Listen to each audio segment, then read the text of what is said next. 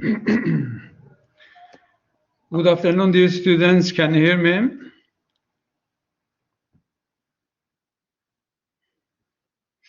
Okay, thank you for feedback. So we finished the parts actuators, sensors, networks, and now we came to the point hardware. So what we did actually till now and where we are, I'd like to share an example with you and show where we are and what we have to do still. For that, let's share the screen.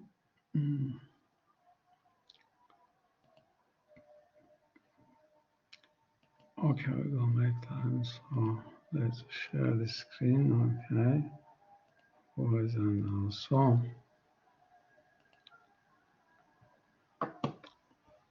okay.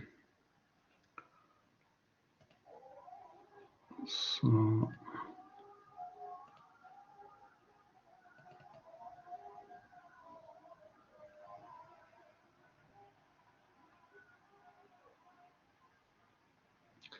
I'm going to use the simulation software FluidSim, and I will show you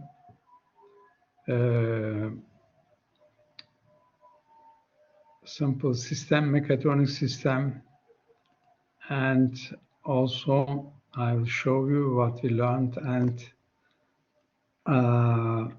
what we need, what we have to still learn. Okay. Our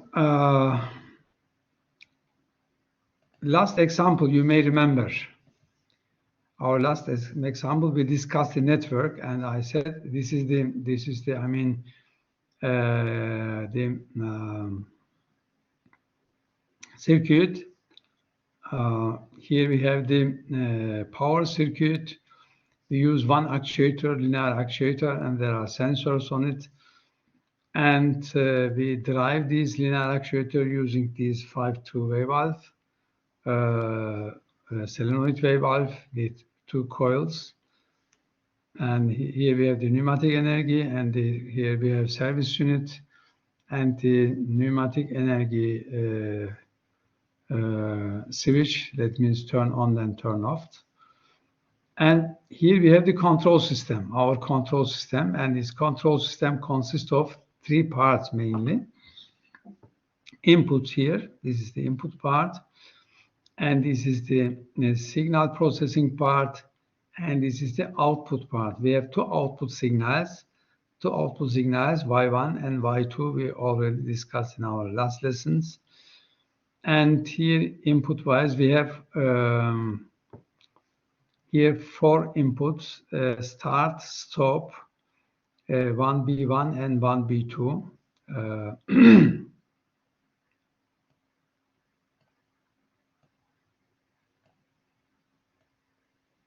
Okay.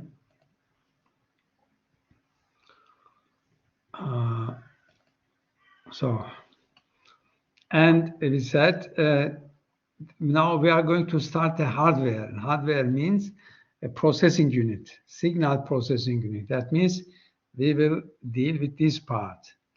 And this part is here in this example realized with relay contacts. So that means this is not a hardware in terms of PLC, but it takes it takes responsibility to process the signals.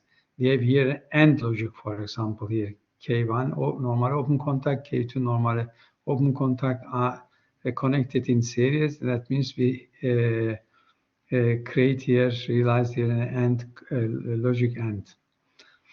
Okay, and you may remember it was like this. So at the beginning we have pneumatic energy. Let's turn on the pneumatic energy here, and we have this pneumatic energy in our system. And our control system has also 24-volt direct current, and you see this sensor 1B1 is active. 1B1 is responsible for the initial position of the piston. Since piston is at the beginning in initial position, that means the B1B is active, is already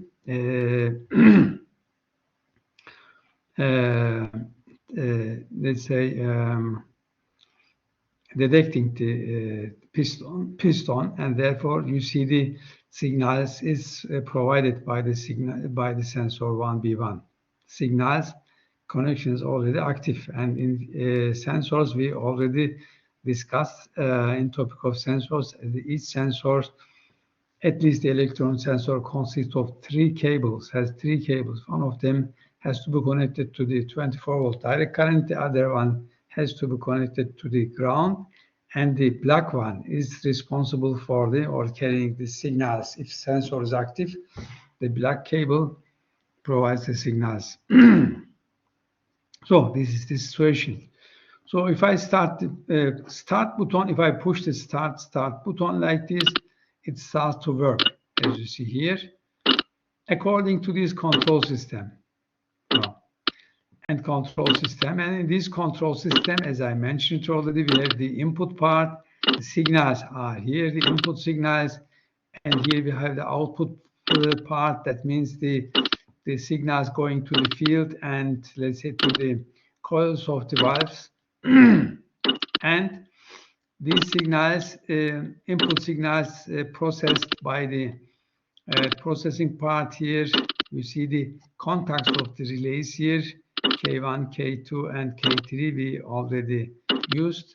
So this is a simple mechatronic system, actually, very simple mechatronic system. But we have here linear actuator, we have here sensors, we have here the network, that means the signal delivering system, and we have also signal processing system, we have output signals, and we have everything. And software, we don't have still the software and the hardware in terms of PLC and the software. We will discuss in our final chapter. So, so now today we will start with this part. Instead of this one here, we are going to use a PLC, and the PLC will take over the responsibility of signal processing. But signal processing according to what? According to the software, which we discussed in the next chapter. So in the last chapter of our lesson. So let's stop it and then continue with this signal processing part, with this part. So, and with our next example will be instead of the relay contacts connecting or solving the logic using by using the relays contact, we will use a PLC, and you will see we will realize that with a PLC. But input-output signals we will have still, and will be the same. So let's come. You see the simulation, isn't it? You see the simulation? No problem, huh? You did see simulation.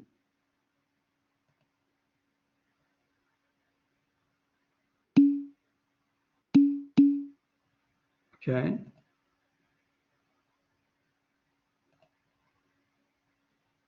Okay, good. So then let's start with PLC.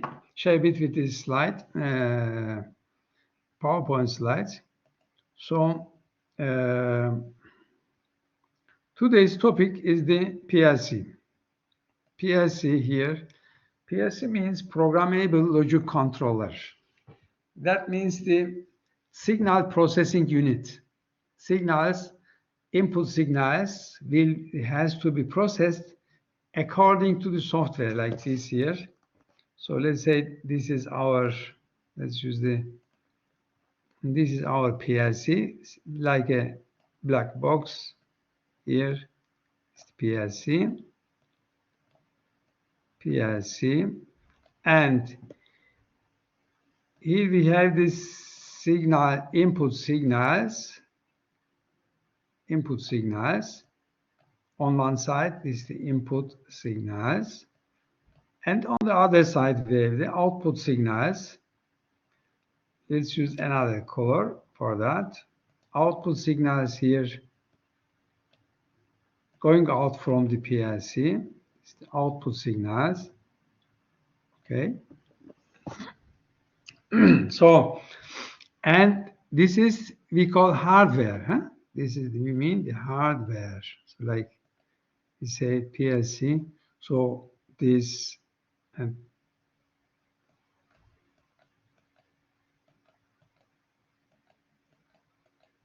this unit we call hardware.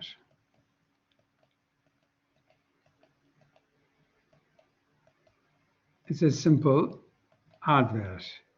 Consists of signal processing unit. That means the CPU, signal processing unit, and input and output. And we have also software somewhere.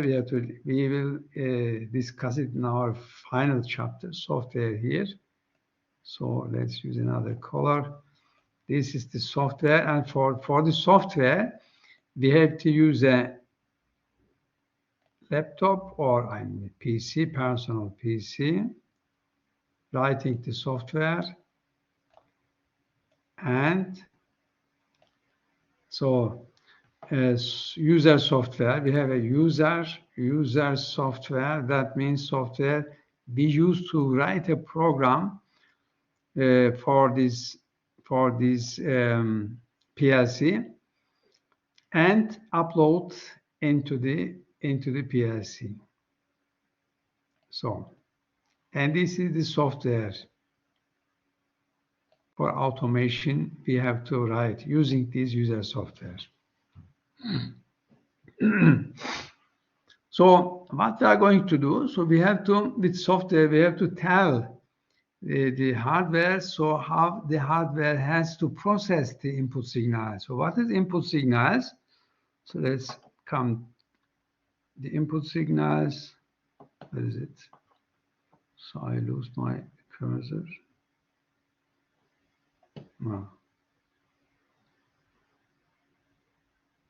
Okay. So let's say the sensor, so input signals here. What could be the input signals? So input.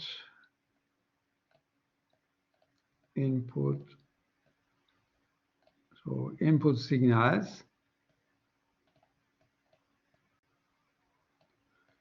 Signals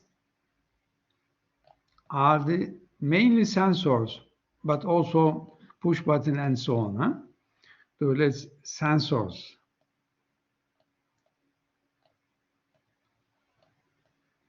Sensors and limit switch,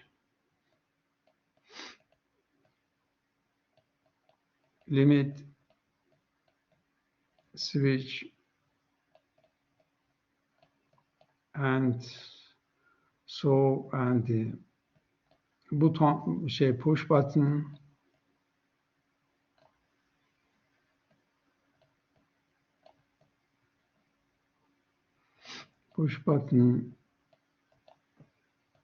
and so on. So, and all these signals going into the it has to be connected to the input module. So like this, huh? So the input signals has to be connected to the input module. And of course they have an address. So each connection has certain address, like let's say the input 0.1 or input 0.2 or 1.1, could be different, depends on the PLC, but mainly 0.2 and so on. And the output signals, we have, you may remember we had valve somewhere, and valve has coils like this. We said, so this is our, let's change it. I do something different. Take it away, okay. So then here's the black one. Here, let's have a valve which drive the cylinder. You may remember 5-way valve we discussed.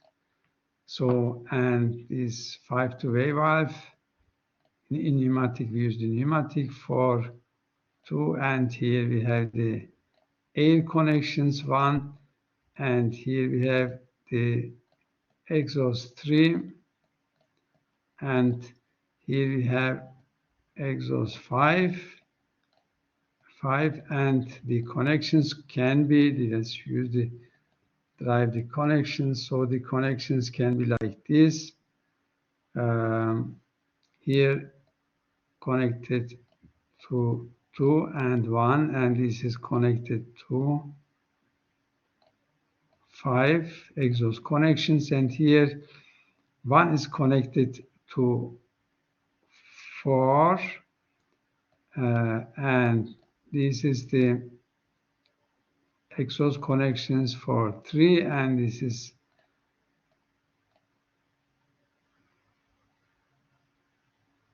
the exhaust. Here 3 is closed, here the 5.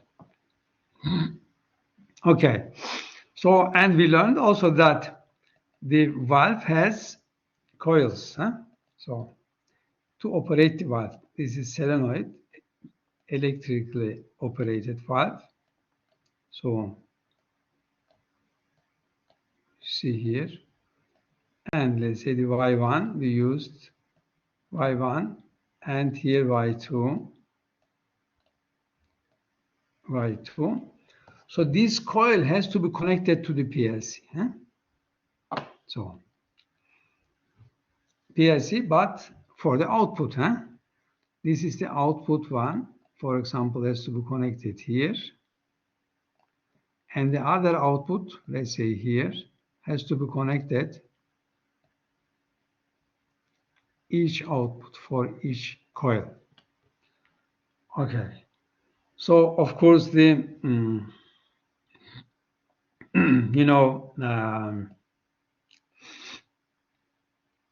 there is a blue line somewhere here, ground, 0 volt.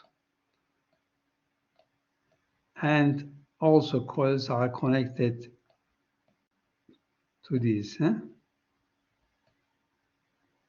like this. So, and here in case if you have a sensor like like this, we, let's say, use a sensor here, sensor, and could be this the magnetic sensor like this here. You may remember the sign, the magnetic sensor like this, and is it, let's say, the normally open contacts like this. So it has also 3 connections. One of them is the red, connected to the 24 volt. So 24 volts, direct current, positive. And the other one is the negative, here connected to the ground, like this here. 0 volts or ground. And the signal we have here, signal, let's use the black one. So this is our signals connections. And these signals has to be connected to the input. Let's say to this input here. For each sensor has to be connected. And this is the signals come from the sensor if sensor is active, detect something. So, or if we have a push button like this, for example, here let's have a push button. We already learned how we indicate a push button. So like this here, S1, our start S1, and also we have, it must be also connected to the 24 volt somewhere here.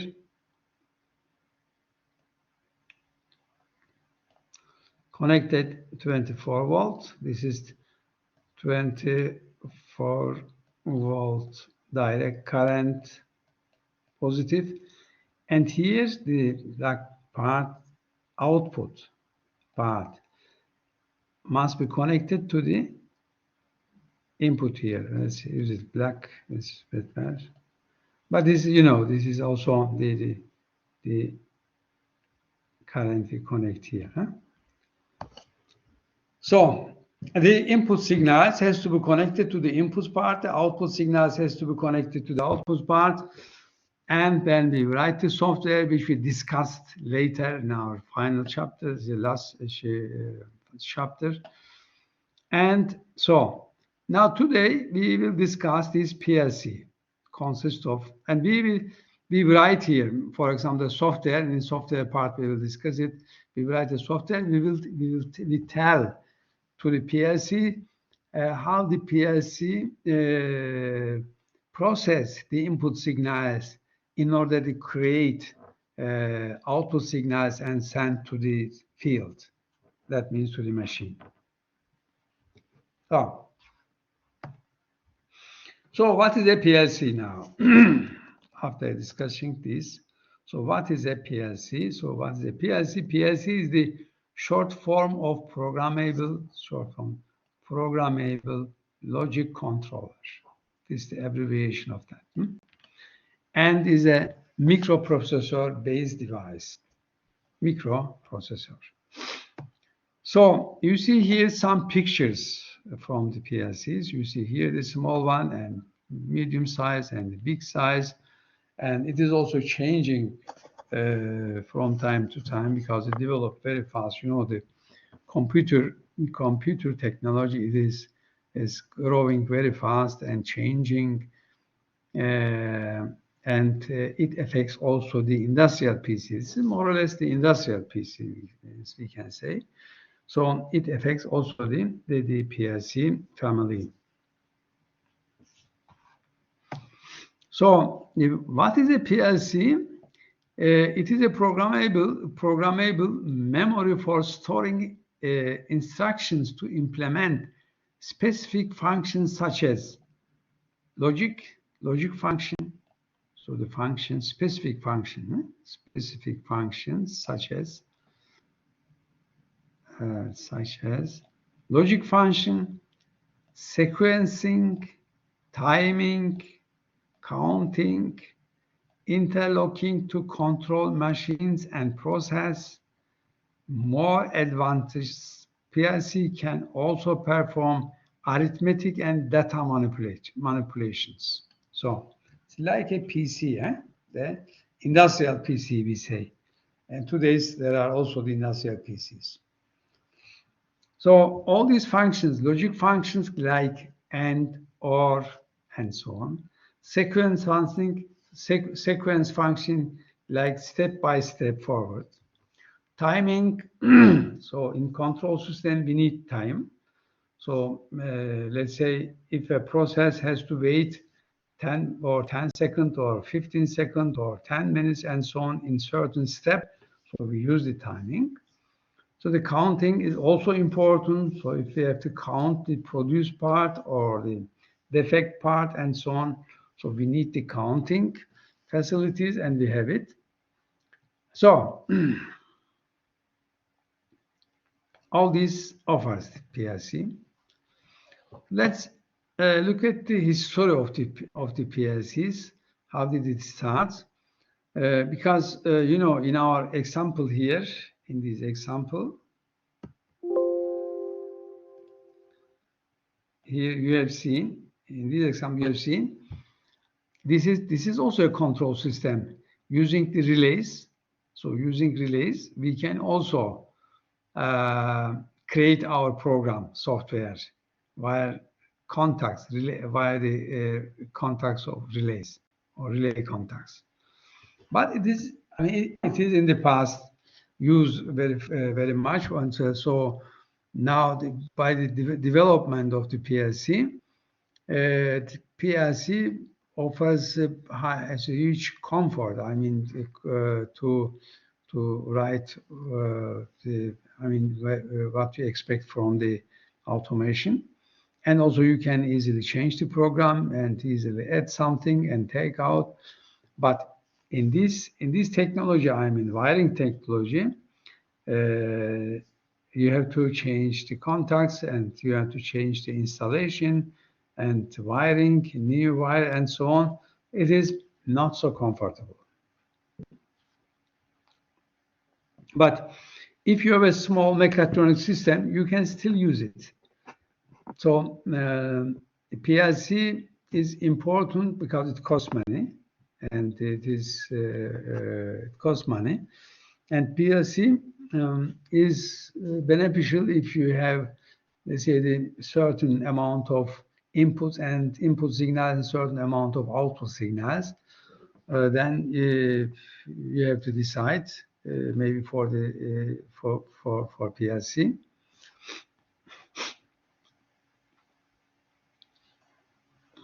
Okay, let's come to this point. So the history. PLC were designed to eliminate the high cost and inflexibility of relay control system.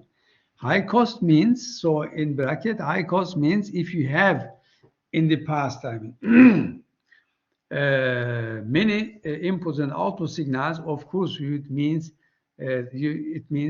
you have to connect all of them to the control, in the control cabinet using the relays contact, and it means lots of cable and so connection installation. So, and this is solved by the PLC if you have this many input and output signals. But the flexibility is okay, and cost, if you have high cost regarding the input output signals. So the relay control system, we have to leave the relay control system and use the PLC. When they designed PLC, they had these design criteria. So why they developed the PLC? What was the basic idea to develop a PLC, or let's say to develop a signal processing unit? So first of all, solid state with computer flexibility. So, and then suited to industrial environment. It's also okay. Easy programmable. So easy programmable, this is the expectation, but a programming is not say so quite easy, but it is developing. I mean, the companies producing the PLCs, they are working on that as easy as possible for the program developer. Easy maintained. Okay, I mean, maintenance also, but it's an electronic organ. I mean, if something is happened, it's not like the conventional control system used relay contacts. So it costs maybe more, but easy maintain, you can easily solve the problem maybe. The earlier PLCs, so just relay replacer. So it starts just to replace the relays. Because, you know, from here, you will see here you will see that we use here the relays K1, K2, K3, and of course to process the signals we use the relay contact relation, or let's say the connecting. Via the connecting in serial or parallel, we create the logic operations. So the relays also cost money, but if you have many input signals, you have to use maybe many relays, and it costs also money. After a certain amount of input signals, maybe you say no, it is too expensive, so I turn to the PLC.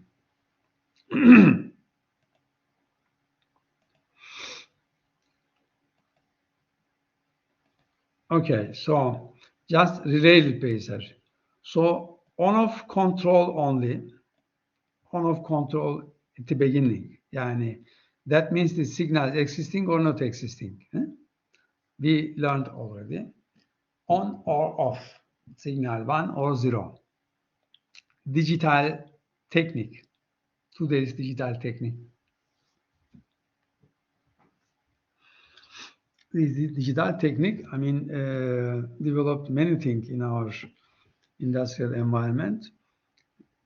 Just 0-1, we need 0-1, but 0-1, there is lots of, say, the idea and information is coded by 0-1. So limited to repetitive operations, transfer lines, grinding machines, boring machines, etc. So if you write a software for a certain machine, that means this you can use it for the same machine. If you think about the machine producer, they produce the same machine. So if you write one software for the control the machines, so you can use it for many machines, maybe with small adaptations. So improvement over relays, easily installed, uses less space and energy. PLC is okay, and also installation is easy. And diagnostic indicators that aid troubleshooting. So PLC used also for diagnostic indication. Because if you connect with your PC, you have a program. If you connect to the PLC and check the program you have written online, and you will see what is trouble actually, why the machine, if there's a trouble, I mean, you need the troubleshooting. So you can see what is the problem, which signals is coming, which signal is not coming and going, and so on. Now, all these relations you can check using the software, and this also the important opportunity for the troubleshooting. And reusability, okay, you can use the PLC, I mean, for other applications, because PLC doesn't depend on, let's say, on the applications in a certain limit, of course, not for any applications, but in a certain limit you can use for different applications, because what is important is the amount of the input signals, amount of the quantity of input signals, quantity of output signals, and the type of input output signals like digital or analog and so on.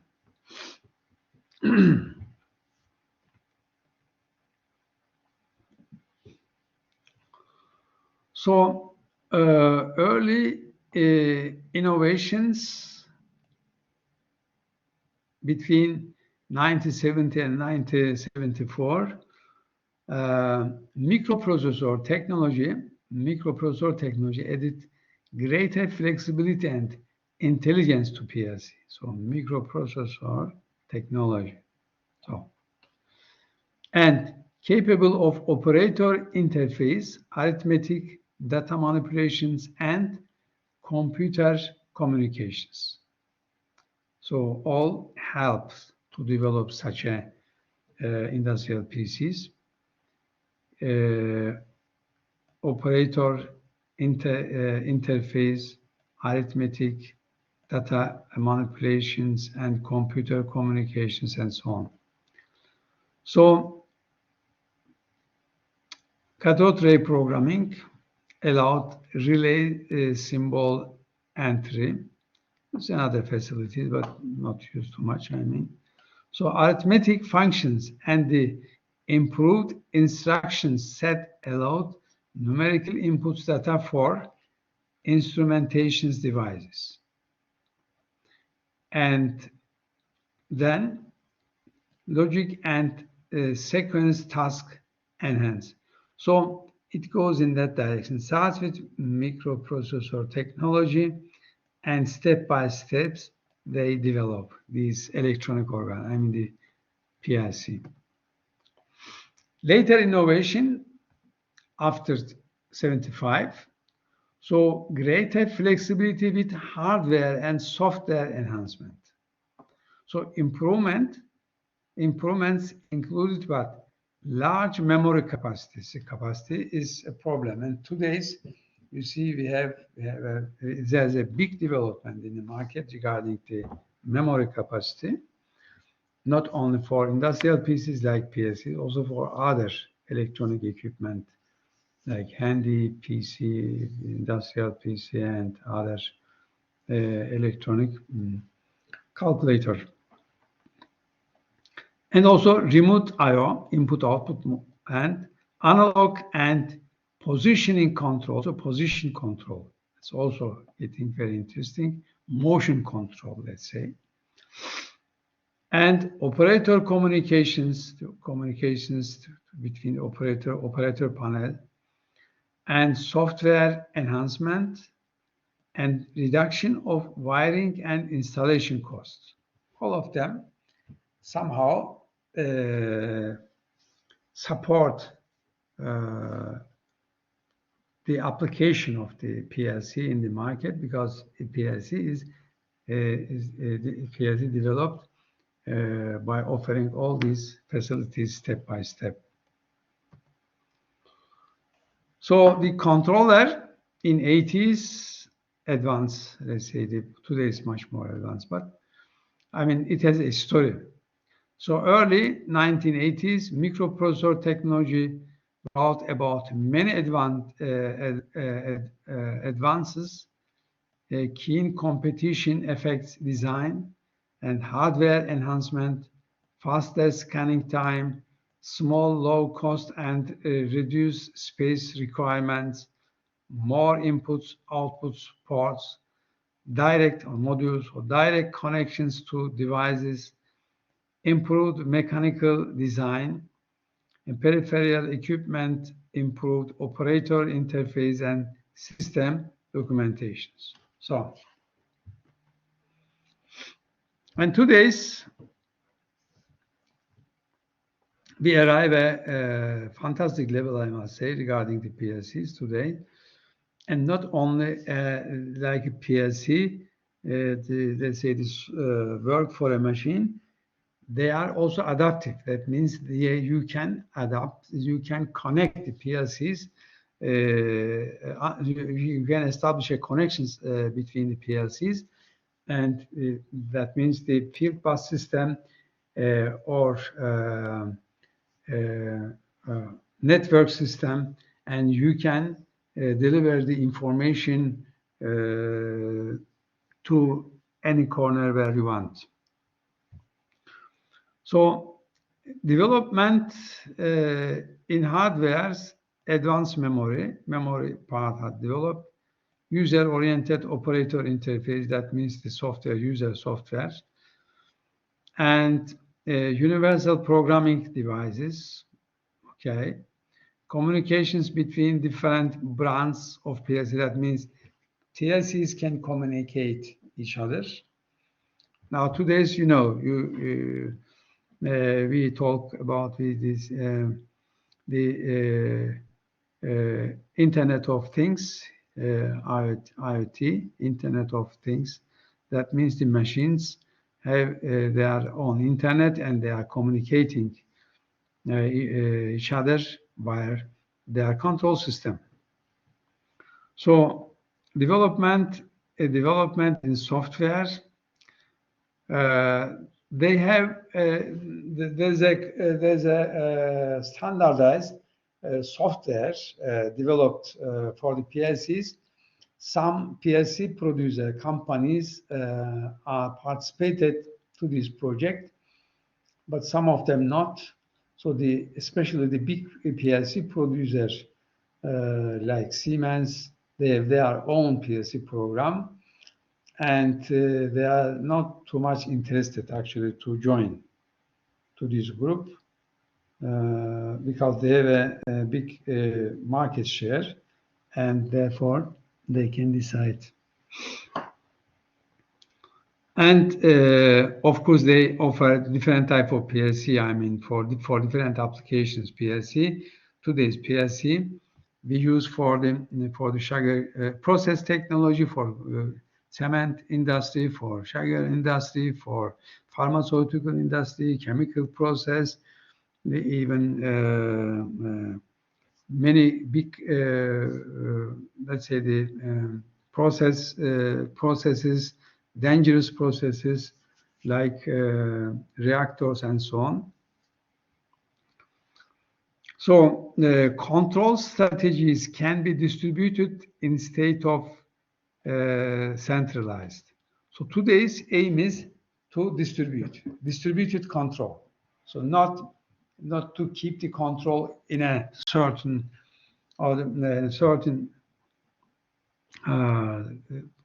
PLC, or let's say they not control, let's say the many units by a single PLC.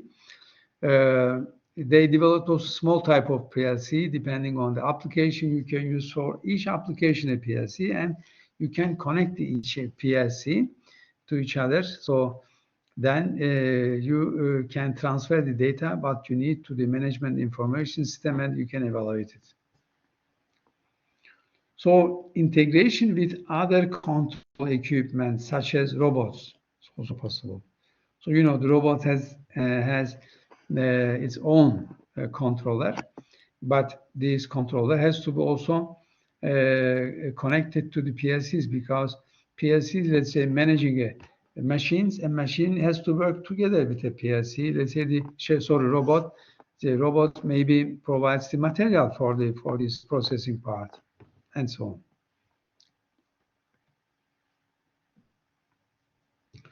So let's make a break and we will continue after break. So we will start 14:15.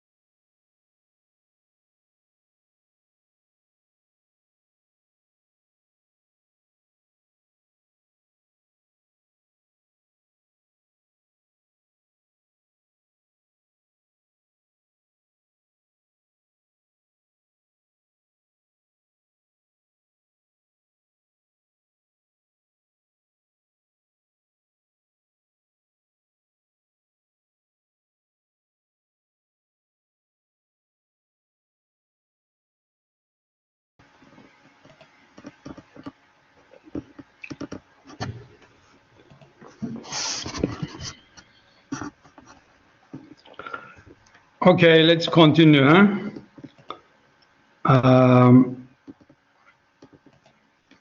So we were talking about the history of the PLCs, programmable logic controller, and PLC.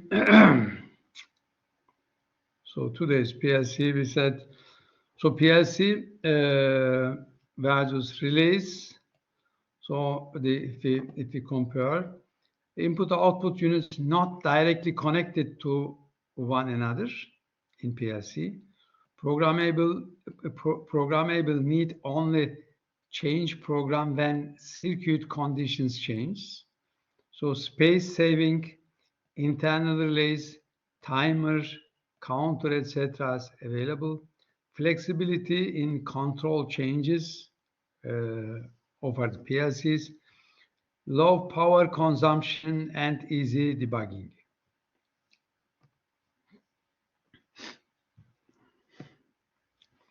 So the basic principle of PLC, what the basic principle?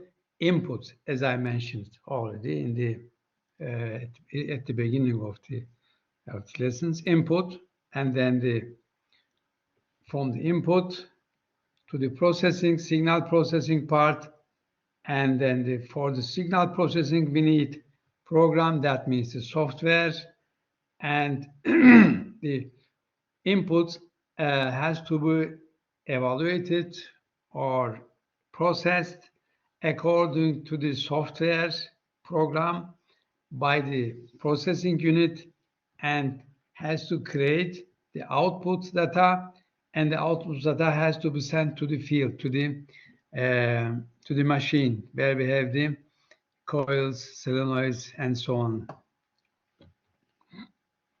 And what is input and what type of data are the inputs already discussed at the beginning, of the outputs also. So component of a PLC, what are the components of a PLC? So a PLC is made up of two basic sections, central processing unit and the input-output interface. CPU, central processing unit, consists of three main parts. The first part consists of three main parts: processor, memory, and power supply. You see here PLC programming. So we write the program for our control system and upload to the central processing unit. And we have the input modules here, the signals coming from the input module into the central processing unit, and the central processing unit process the signal according to the software, the upload into the system, and then creates the output signals. So those are the sensors, for example, for the input signals, sensors. So we discussed. And here, output signals, the actuators. Actually, the actuators, we learned that the actuators, let's talk a little bit about, because it's confusing. Actuators, as definitions used for, let's say, different meaning. But here, actuator, we said pneumatic actuator, linear actuator, or hydraulic actuator, or rotary actuator, and so on. We talked, huh? And this is the actuator. And to drive this linear actuator, we said we need a valve like this, huh? The 5-2-way valve. And this 5-2-way valve has, let's say, the internal connections like this here, and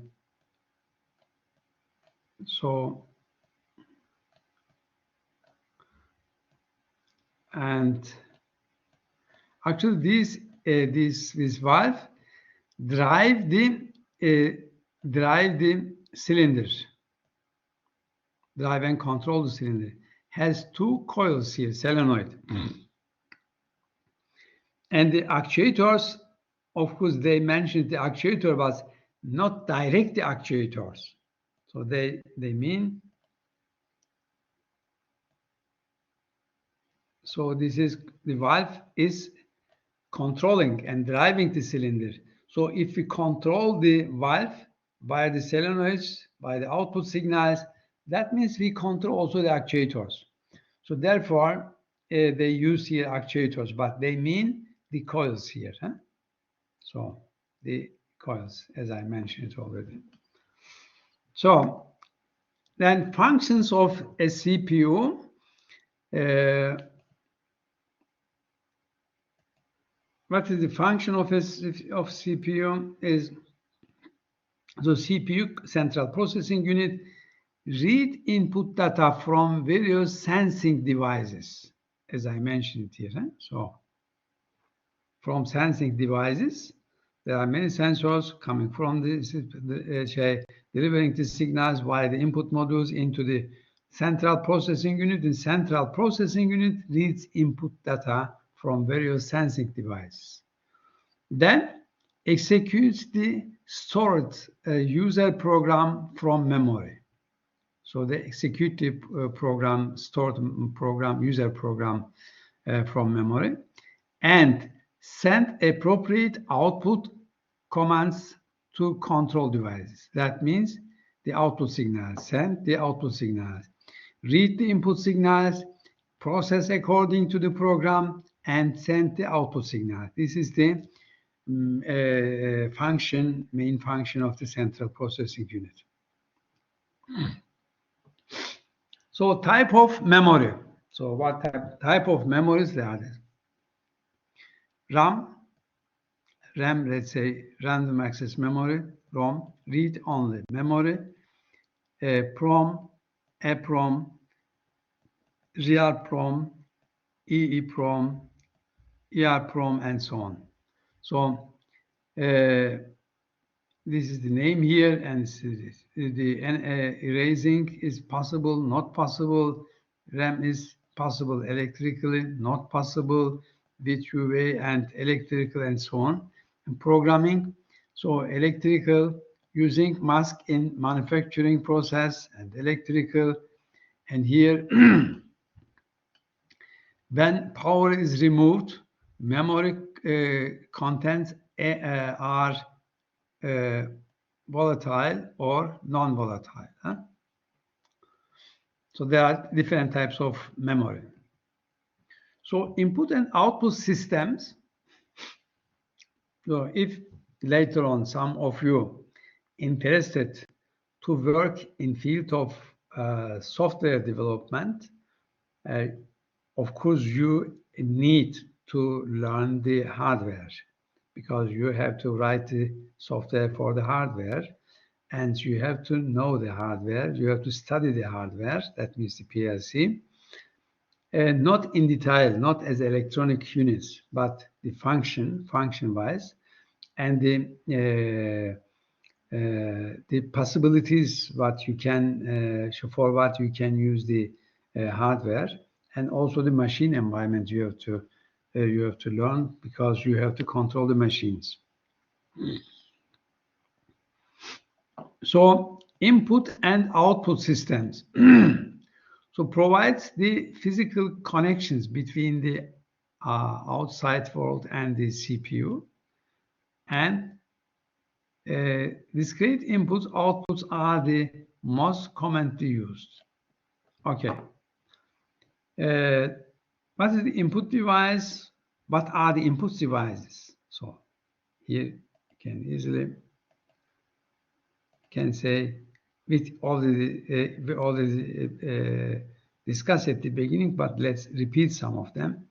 So selector switches, push buttons, limit switches, circuit breakers, level switches, relay contacts, and motor start contacts. Those are the input signals, or has to be connected to the input devices as input signals. So input identifications, right? What is the input identification? So how could we the input signals identify? Input identifications, input word, that means IW0, that means input word 0, or this is input word 2. Input, you know, from the bit, byte, and so on, that are the units we transfer the information. So input bit, if it is an input bit, like, for example, IO 0. I input, that means input 0.0, or input 0.1, or input 0.7. So, or input bit could be 1.0, input 1.0, or input 1.1, and so on, or 2 point, and so on. Huh? That means since we have input modules, has certain addresses where we can connect the input signals, and that means we are addressing all these input signals, because the software processing inside of the CPU, within the CPU, work according to the address. I mean, it can understand only the address, which address, which sensors, and so on. The communications could be realized via the addresses of the inputs and related sensors. Okay, so the outputs also the same. That's the which type of output signals we are mentioning now. Alarm, for example, needs outputs, and control relays need outputs. Solenoids, we discussed already in valve, huh? And lights, horns, valves, motor starters. For that, we need the output signals.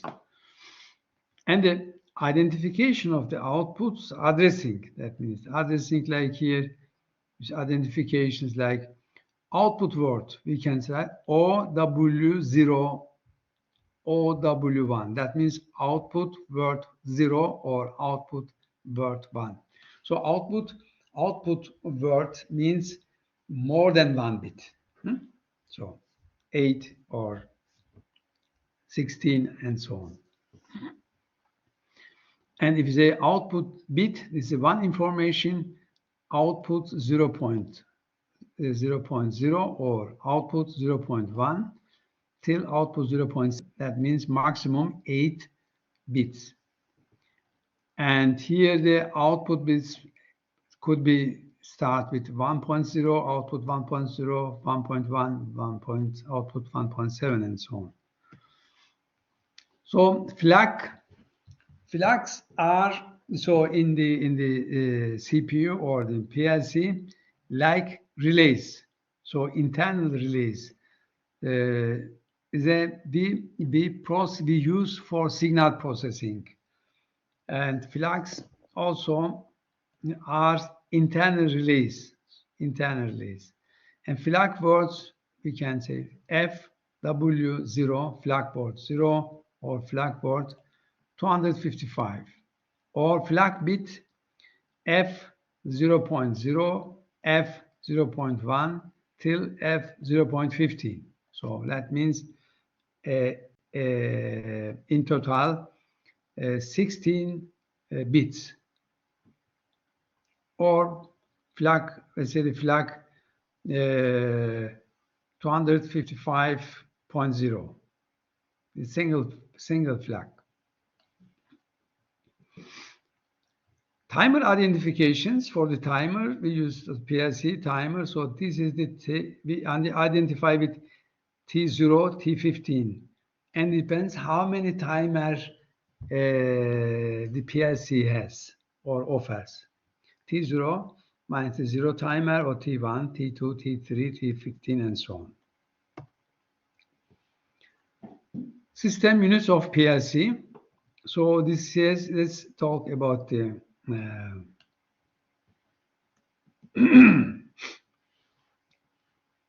structure, architecture of the PLC.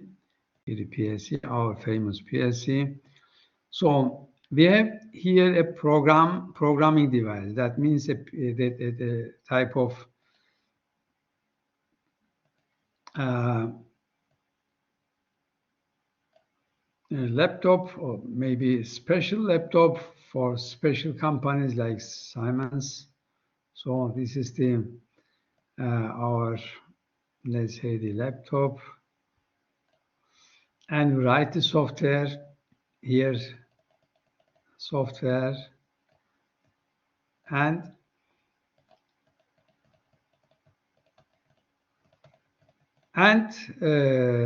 we write the software and upload into the program memory.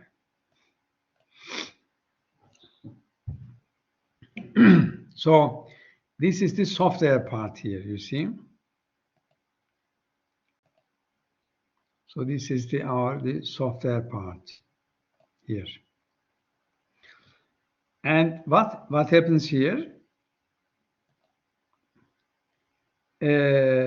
Acknowledgements sensors, input signals coming from outside, control element switches, and going into the input module here, like input module cards, and then from here, from the input module, has to the central control unit, signal or multi-bit processor, and from here to the output, and the signals has to process according to the program here.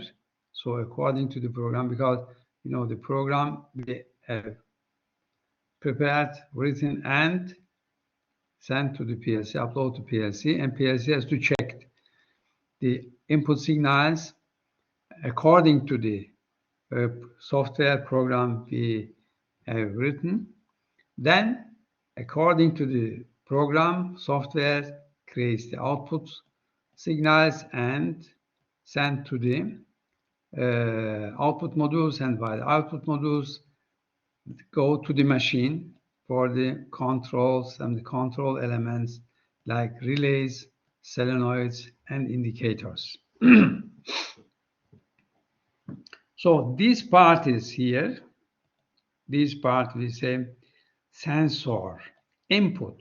This part, so this part sensor, and this part here we have the actuator, actuatoric. That means the output part. And here we have processing part. We process the signal. So, and signals going through and processed and create output signal, processed according to software, and sent to the field.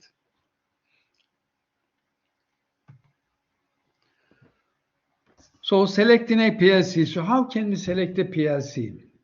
What are the main criteria to select a PLC?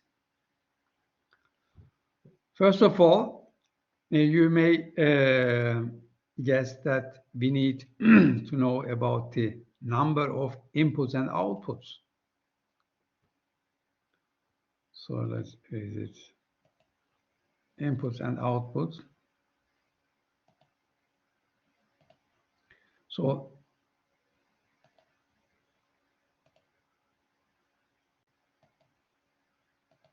okay, number of inputs and outputs.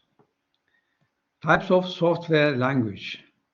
So which language? Type software language in part of software. In topic of software, in this chapter we will discuss. There are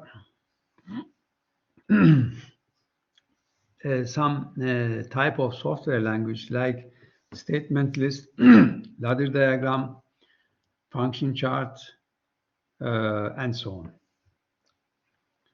And types of operator interface. So the operator interface is also important. The operator panels and the communications, or the communications interface to the operator. Mathematical calculations, analog input and output, communications with other PLCs and the computers. So this PLC has to also communicate to the other PLCs and computers, because data transferring is very important, or data getting from other PLCs. And today's it has a huge comfort, I mean, in this aspect. So the PLCs are communicating via the Profinet or field bus system in general, to say easy of maintenance or easy of programming. So those are the criteria to select a PLC. So according to these criteria, we can select a PLC. And of course, company where you work shouldn't, you should think that you used not necessarily many different PLCs, because many different PLCs means there is a, but it provides a problem within the maintenance department, because, or the engineering department, or the software department, I don't know. This depends on the structure of the companies. So if you have, there's a different type of PLC, that means you have the expert. You should have the expert for different, for programming for different type of PLC. It is more or less standardized, but not all of them standardized. And also the maintenance of PLCs for different type of PLCs could be a problem. So mainly maybe one or two type of PLC you can use. And also take care about, you have to pay attention for the service of the PLCs. If there is a problem, so can you get quick service and enough service? This is also important.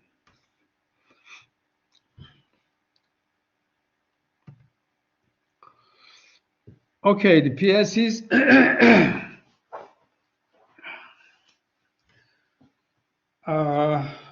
Let's look at inside of the PLCs a little bit.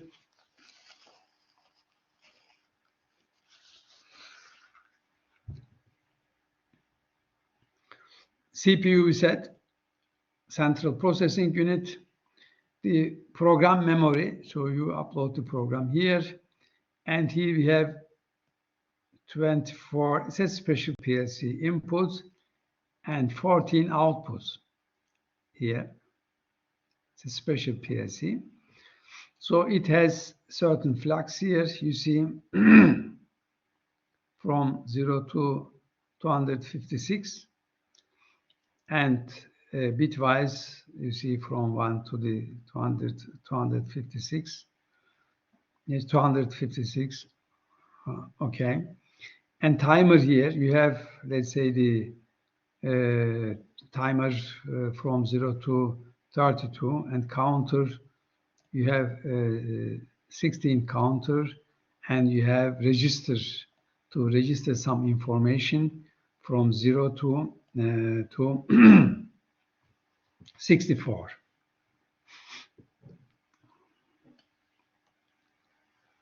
So those are the internal operands of the PLCs.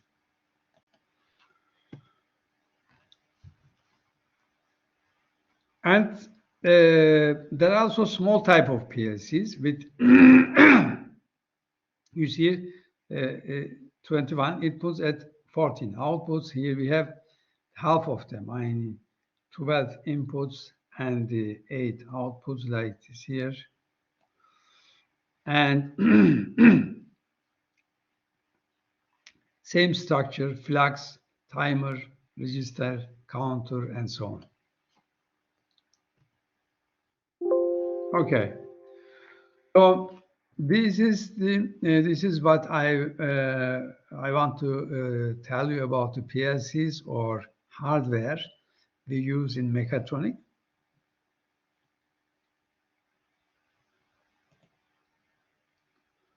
So we finished the part hardware. We will start with the software. We are going to start with the software. Let's make a break, and we will start at 15. Then we will talk about the software. We start at 15.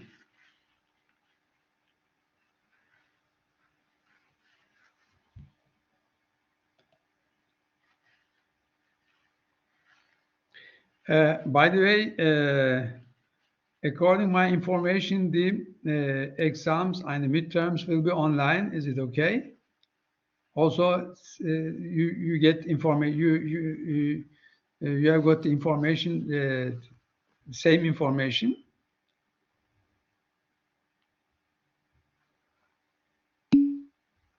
Okay, it seems like that. So it's online. Yes, this is also my information. So I'd like to share you. So I've been also informed that the exams midterms will be online. And you know the dates, and please for the dates, check the schedule and be prepared for that.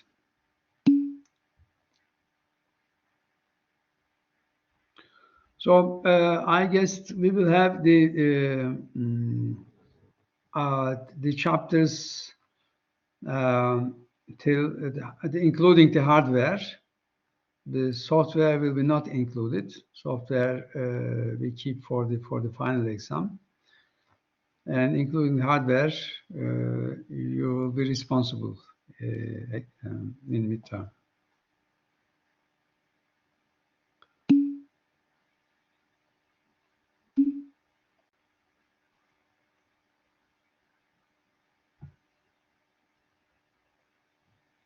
Okay, so please work on the project because last two lessons. The lessons will end, I guess, and at 10 May or when is the one? What is the last date of the lessons?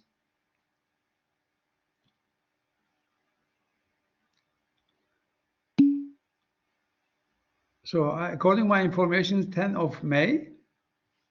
I will check if there is no change.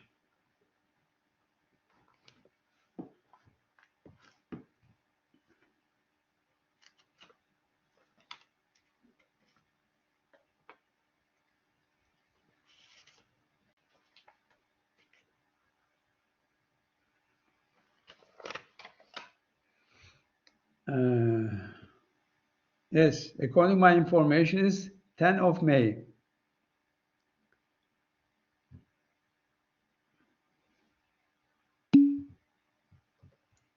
So that means after midterm, we don't have much time. Maybe 2 weeks we will have lessons, 2 or 3 weeks. So last 2 weeks I will spend for the presentation of the homework. That means each group will present, and not I will see. So the camera must be also open. Camera must be open, voice and camera. I have to see all the group members, and I want to listen all the members of the groups. So camera is a must. Without camera, I will not evaluate. So let's meet. Let's start at 15.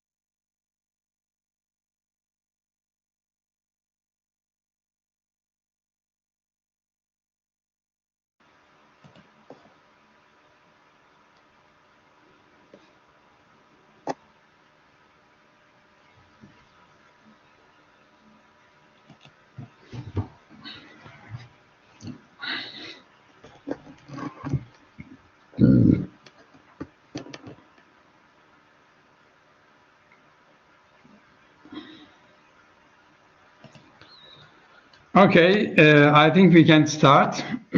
So we finished the SAB,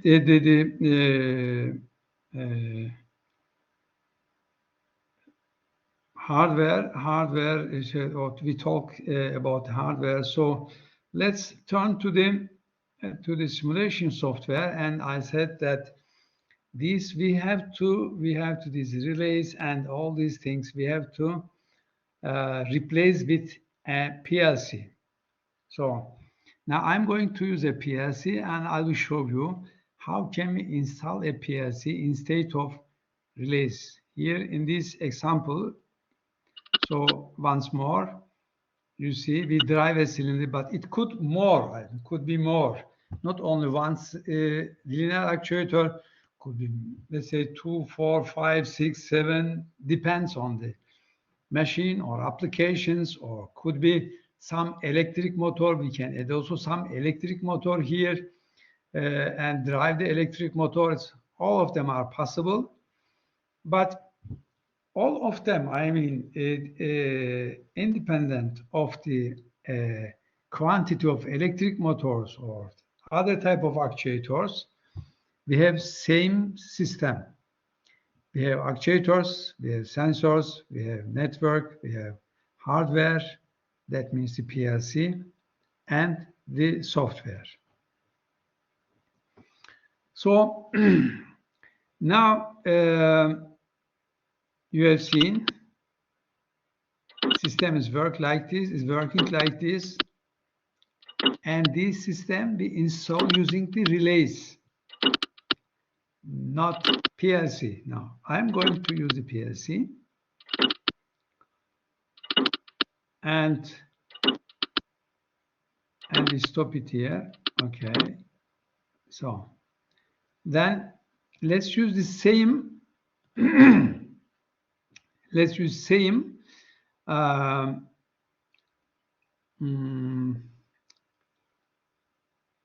same power unit. That means the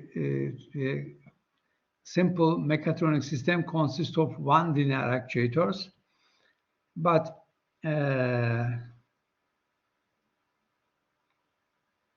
will use that for the. I will keep it. Save it as it is, and this is the name. What is the name here? Okay, then let's copy it like this. Copy and have a new one. File new. Okay, and paste here.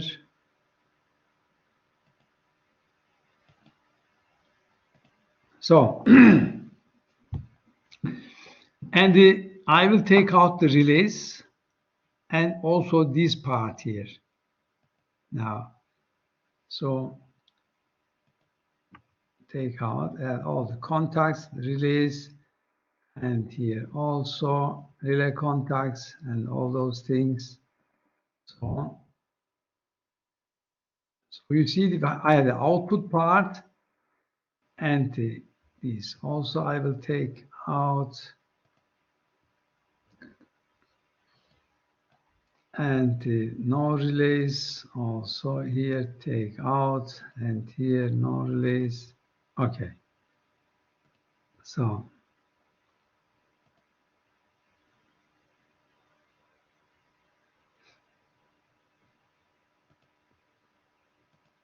okay, I have only input and output. I will keep only input and output, and also the signals start and stop.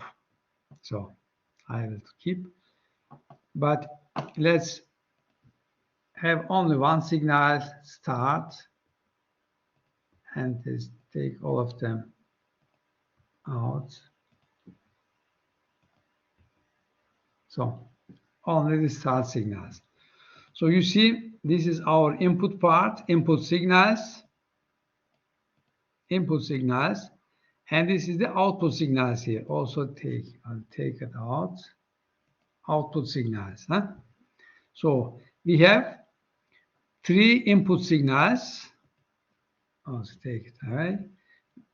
No, this we have to keep it. Okay. And this is the input signal here. Let's take it in that direction, input signals. And those are the output signals. Here, the output signals. And here we have the 24 volt and the 0 volt. Huh? We need that.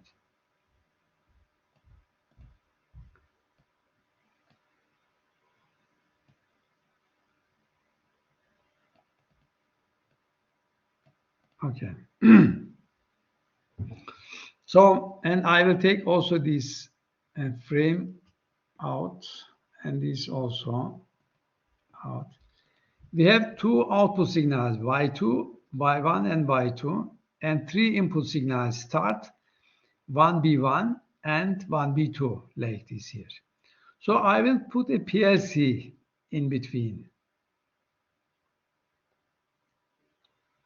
Hardware, now you can imagine, so the small hardware logic module or not. Okay, like this one. Or could be a PLC maybe, huh? So a small PLC like this or this one.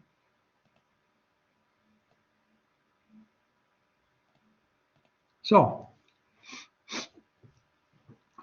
this is a small PLC. And PLC, since it is an electronic device, has to be connected to the 24 volt.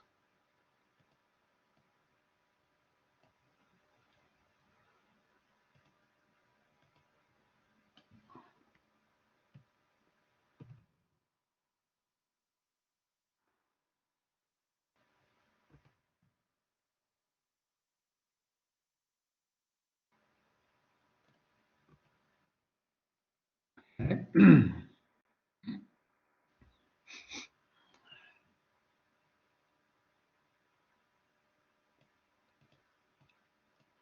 So we connect. So those are the input. No, let's take it away. Okay, input. And here we have the yellow line. And first of all, we have to connect the PLC, since it is an electronic device, to the 24 volt, like this. Huh? And also the 0 volt has to be also connected, like this. Okay, so that means the PLC is an electronic device, and let's write PLC somewhere here. Okay, install. Where is the text? Text is here. PLC. PLC programmable logic controller. Okay. So let's put it there. Here, this is our PLC. So, and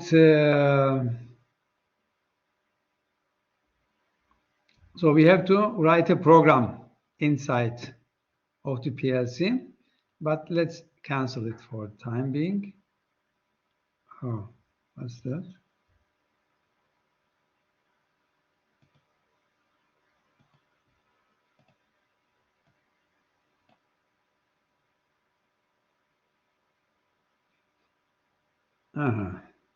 It seems just don't like it. Okay. Do not write on it, and let's do it here somewhere. Okay, PLC here. Okay, put that. This is our PLC. Okay, so then we have to connect the inputs. So this is the input 1, input 2, input. Those are the inputs here, 8 inputs. So first input has to be connected here.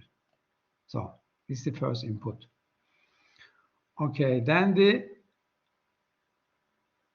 second input, which is the input, must be the signals of the sensor. This is the second input. here, and this is the third input here. Okay. And the sensors are connected to the 24 volt, as you see here. But the negative part, I mean, this also has to be connected. The negative, I mean, to the 0 to ground. But before that, let's connect also the outputs. Coil 1 and coil 2. This is also our output. Huh? So, and the also connected to the 0 ground, the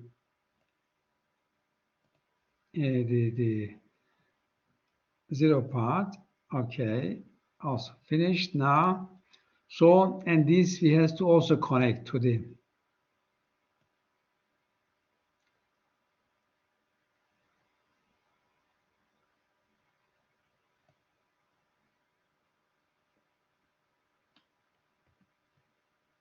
so what I can do that.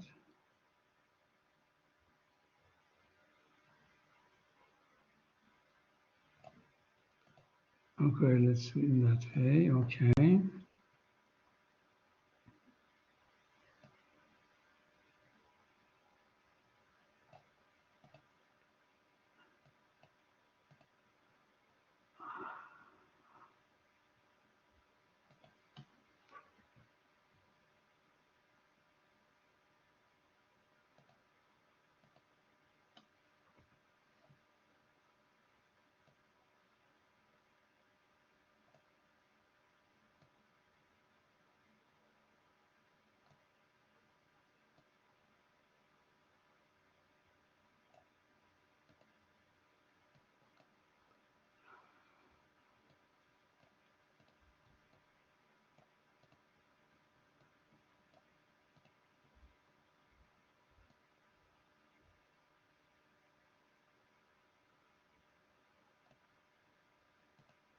Okay. Then this has to be also connected to the ground.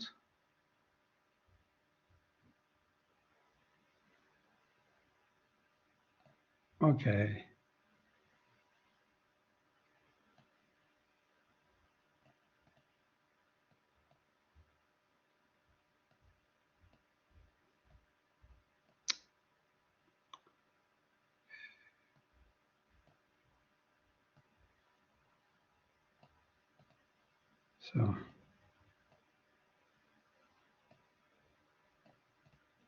So it seems it's okay. So we have connected the inputs and the outputs here. We have 2 outputs and 3 inputs, start and 1B1, 1B2, as you see here. So they are going to control the power section, power circuit, or the mechanism, they say the linear driver, using a PLC. So there is no relay. We didn't use the relay. So we have to now, this is the hardware part. Now we have to tell to the PLC how the PLC has to evaluate the input signals and create the output signals. So we have to put logic, logic function into PLC, but in general, you can use different type of language to tell the PLC. Statement list, ladder diagram, and function chart. So this we use more or less the function chart now. So let's go into the PLC and so the start. Okay. Before we write the software, we have to think about the logic, what we are going to do. So the piston has to, if I push the start, and if the start button is, let's say, operated, and the B1B is active, that means the piston's initial position, then Y1 should be active. Then output 1, or the output, let's say output 1 must be active. So then let's go in and then let's edit that. For the editing, we use here the input one. We need the AND connections. So the AND connection like this. So AND connection means this is the input one, input two, and this AND connection consists of 3 ANDs. And therefore, one of them has to be connected also to here, because we don't have 3 input signals. We have here for this AND gate, we have only 2 input signals. So this has to be connected to the output 1. Okay, like this. Huh? So the output 1. And then the input 3 has to be connected to the output 2. That means if input 3, the B12 is active, then it should set the output 2. So let's do it. Okay, this is the PLC.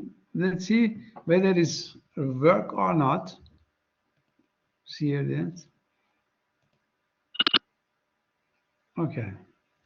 So you see, PLC is already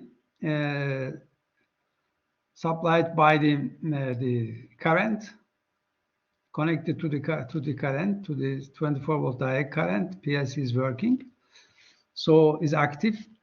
We have here the input signal start is not active because I have to push the input signals, push the button to activate the input signals. And the sensor B1B is active, as you see here. B1B is active, and therefore the input 2 is active. And sensor 1B2 is not active. But, I mean, it's the signal, doesn't give any signal because it's not active. That's the reason. B12 will be active when piston arrive advanced position. So therefore, there is no output here. So we have written for the output that if start signals and 1B1 signals and both of them and active, then set output 1. Then output 1 is connected to the Y1, as you see here. So Y1 means the coil here. So, and the piston valve take this position if Y1 is active, this position, and in this position, piston moves in advanced position, so moves forward.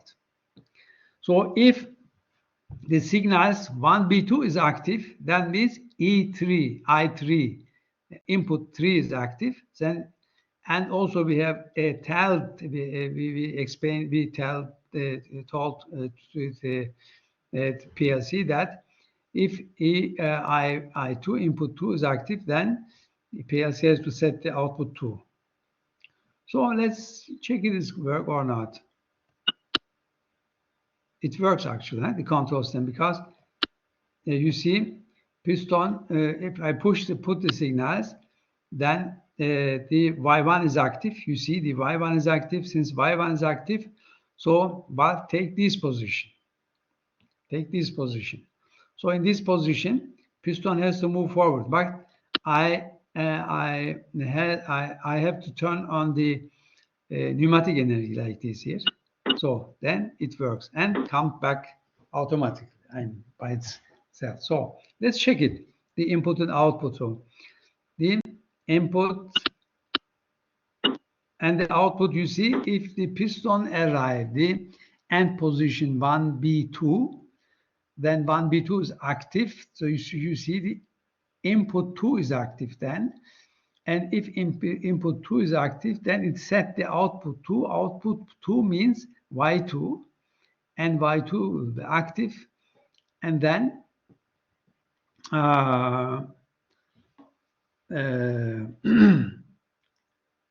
if Y2 is active, then valve take this position. So, and in this position, piston moves its initial position. So like this, huh?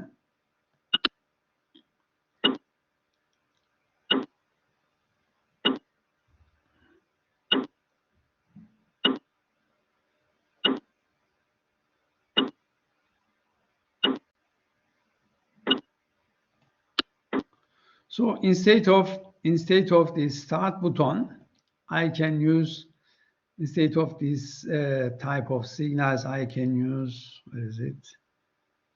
The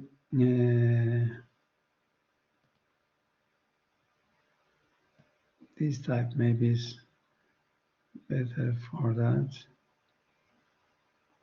Can I replace it? I don't know. Properties.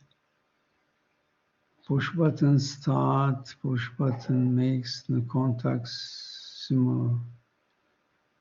No, I don't have the chance to select it. Okay. So then I will take it away, and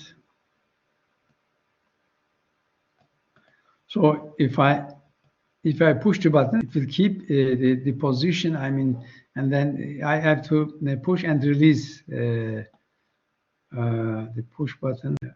Okay.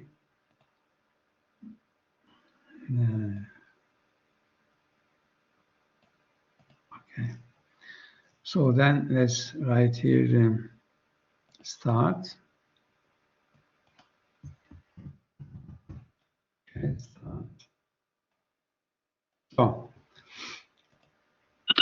let's set. So if I push it, then keep the position. So then if I push turn on the pneumatic energy, it starts to work. You see, my start button is always active.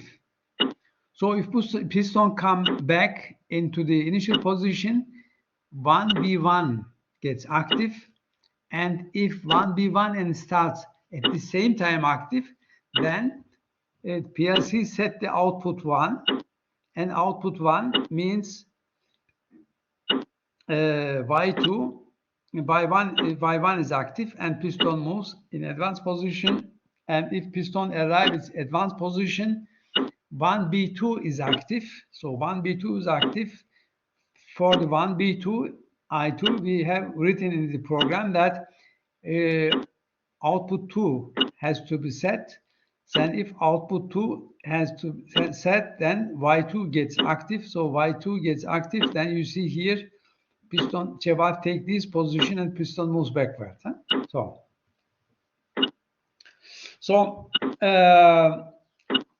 no, in summary, we can say the PLC is hardware, is a small electronic device, small or big, depends on the application. I mean the capacity which you need.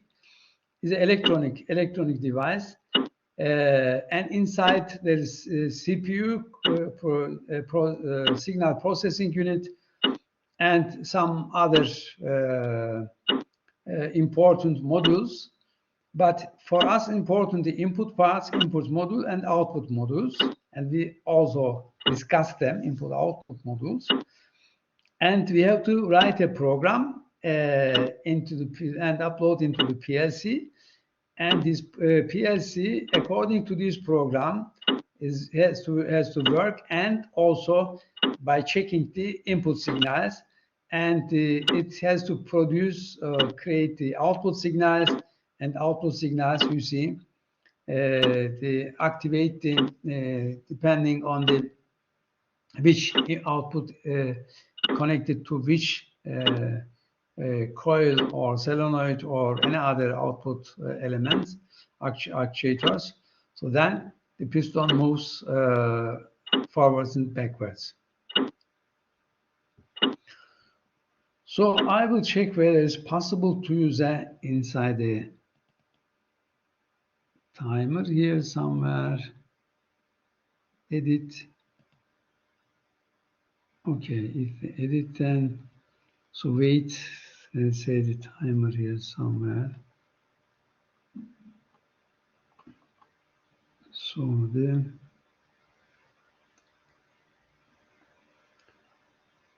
off delay.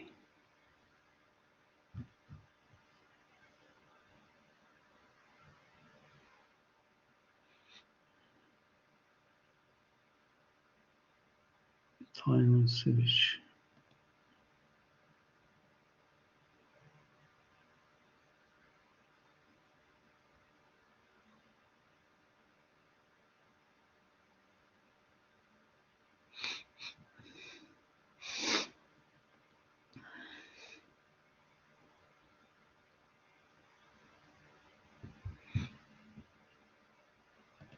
Like this here, maybe.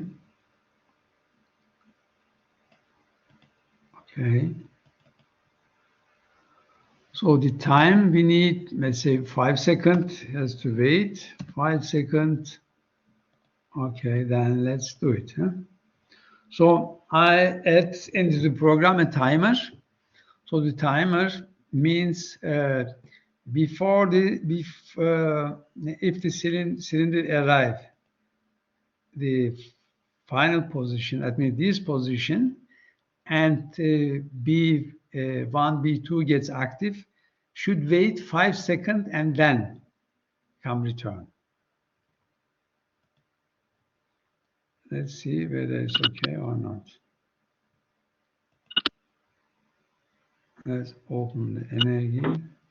So it's waiting 5 seconds and then come back. You see here.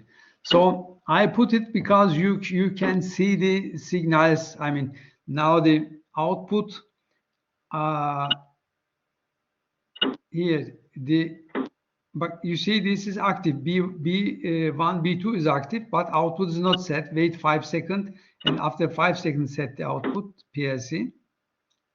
Wait 5 seconds there, and they come back.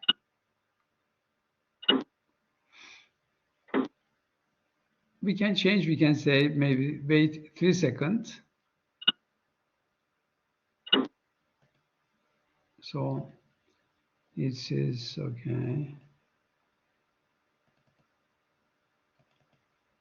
Edit. Okay, edit.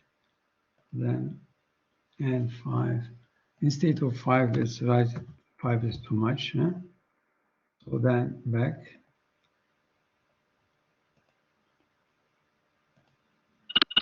Let's see that. Okay. Let's turn on the pneumatic energy. Turn on. And push the start button. And you see 3 seconds. Wait 3 seconds and then come back.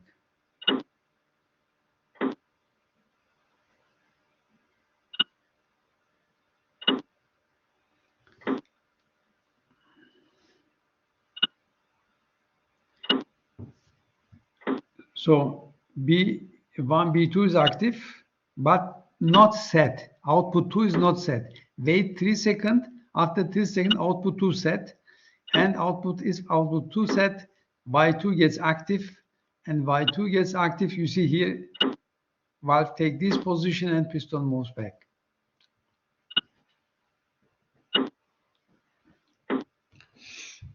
So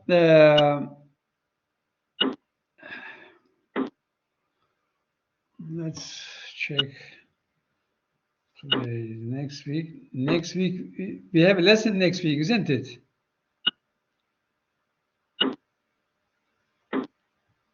Today is, okay, imagine.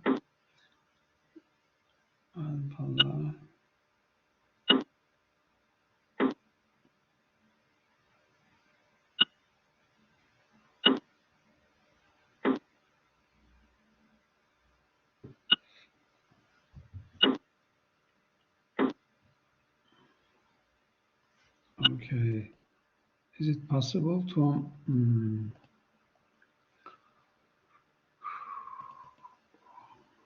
indicate that? Edit.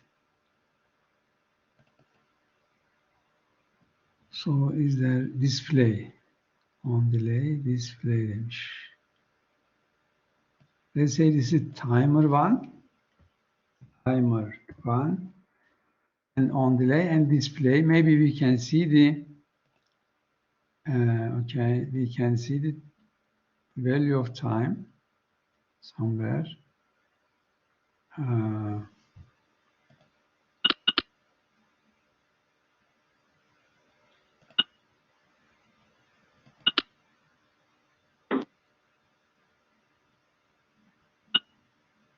Unfortunately, you don't see that. It's not seenable because inside of the PLC. Timer we cannot see. Counting.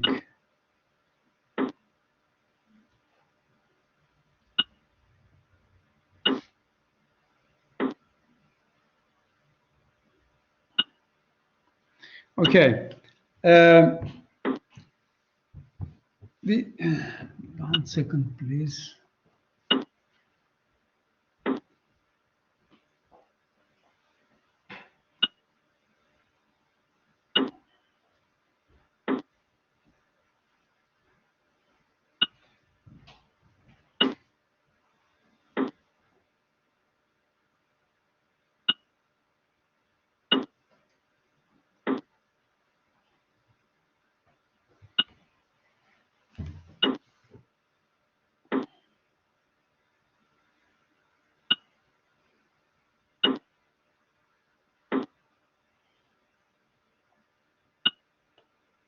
So next week on Monday, 3rd of April, we will have a lesson. So we just start to talk about the software. We finish it, and then after April 10, 14, this week we don't have. We have 2 weeks, with these 2 weeks, we will talk about. You have to present the homework.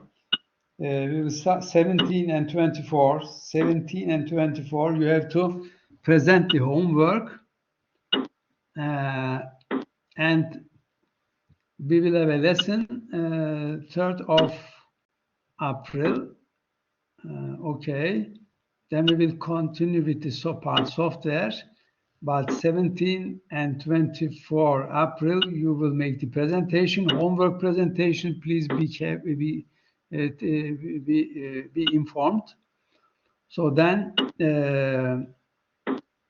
we arrive the last week of this semester, because 10th we will stop. I mean, the exams will start somehow. Okay. So now our problem is, or we will talk. We have learned the PLC. We learned actuators. We learned sensors. We learned network. You see the network signal, the signal flowing through, and we learned also hardware. We discussed the hardware, PLC, and now we come to the point where we have to discuss the software. That means, how can we tell to the hardware for this, our aim, our purpose, our target for the automation? So let's save it as it is. Okay.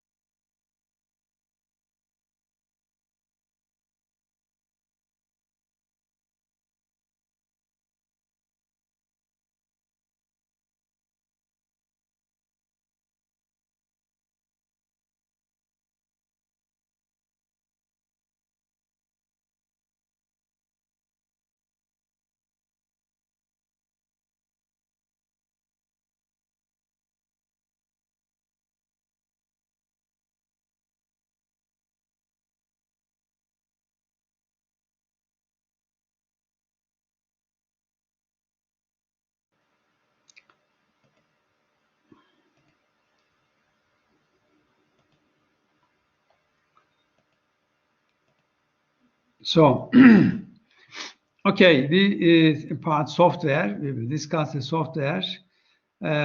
So, what is the software? Actually, I try to explain you with this example. But how can we write a software?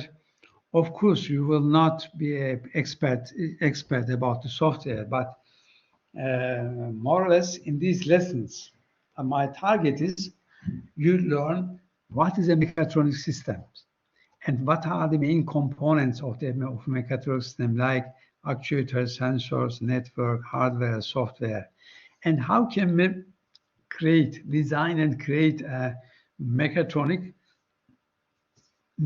system. We have to involve in actuators, sensors, network, hardware, software, and I hope in your graduation project will be about mechatronic system, so that you design a system and write the software, use a PLC, sensors, and all those things, and you apply what you learned. Because I want to activate actually the graduation thesis in that direction. The automation, industrial automation and digitalization is a big, say, the topic now in the industry. So if you develop yourself in that direction, in mechatronics and automation, digitalization and automation, and there are lots of companies looking for those engineers who are familiar with industrial automation. And what I'm telling or explaining, discussing in this seminar is really based on industry and comes from the industry, and what you learn you can apply in the industry. Okay, so then let's come to the PowerPoint presentation part.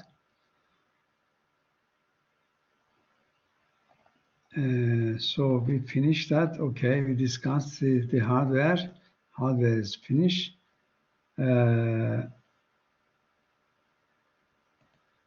Okay, then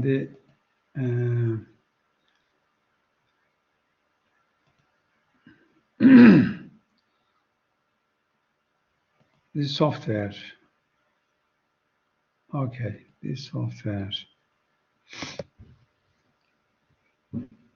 So we will start with software, but I will not continue today.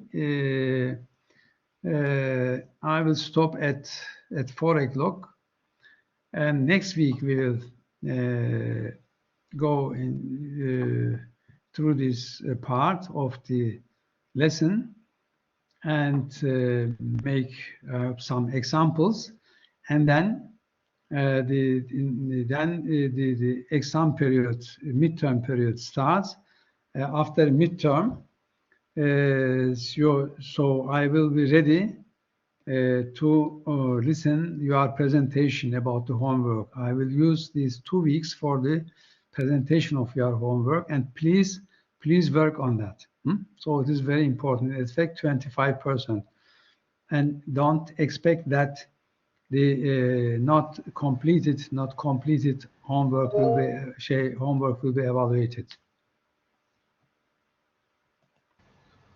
Doctor, So hello, doctor. Hello. How will be the yes? How is the midterm? Our midterm, how is the? It's just definition, or we have to solve questions? Midterm will be multiple choice. Multiple choice. Yes. Yes. Okay. Then it's online. Yes. Unfortunately, it's online. I don't like it, but it is. It seems like that because I've been informed by the university that Yes. the midterm will be online. It's until which chapter? Including hardware. Software is not included. Hardware. From the actuators, including hardware. Okay, thanks a lot. Okay. So any other question? Okay. So the PLC programming. So PLC programming.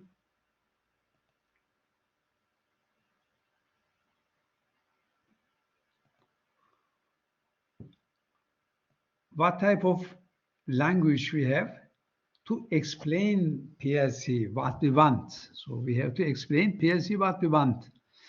So this is the more or less the communication between the programmer and the PLC. So the program writer has to explain what he wants to the PLC. According to this, let's say the stage of the development, so we cannot tell to PLC what we want, like we discussed each other.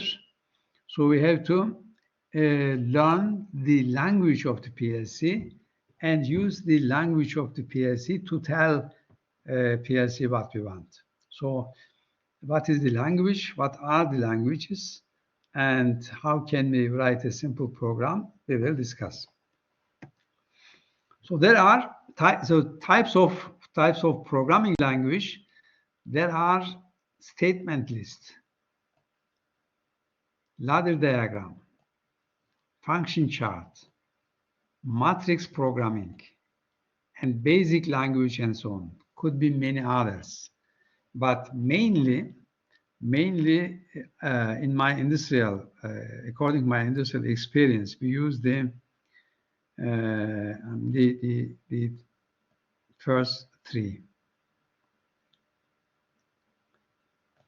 So statement lists used especially for the mechanical engineers, ladder diagram for the electrical, because it seems like an electrical circuit, and function chart, I mean, could be everyone, or the electronical maybe. You see, the function charts also developed mainly based on the electronic circuits, and ladder diagram based on the electrical circuits, and statement list is somehow to explain with some commands what do you want to the PLC, used mainly by the mechanical engineers. So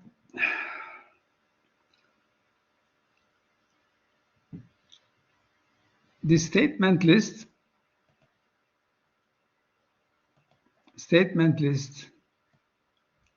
elements. What are the elements? Statement list consists of several elements. We will not discuss all of them here, but there's some important. So the step, sentence, conditional parts, and the executional parts. So you see there is a structure, and this structure is important to tell PLC what we want, because PLC can understand only the languages like statement list, ladder diagram, and function chart. So conditional parts, it is the section of the sentence where the conditions are required before you can activate the execution part. So what are the conditions, first of all, the conditioning part. So it is the section of the sentence where the conditions are required before you can activate the execution part. So that means there is a conditional part and the executional part. So let's say the conditional part and the executional part before you start activate the executional part. So what is that? Example here.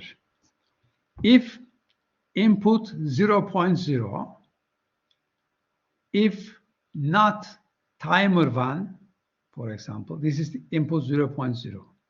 And this is timer 1. N means not. If not timer 1.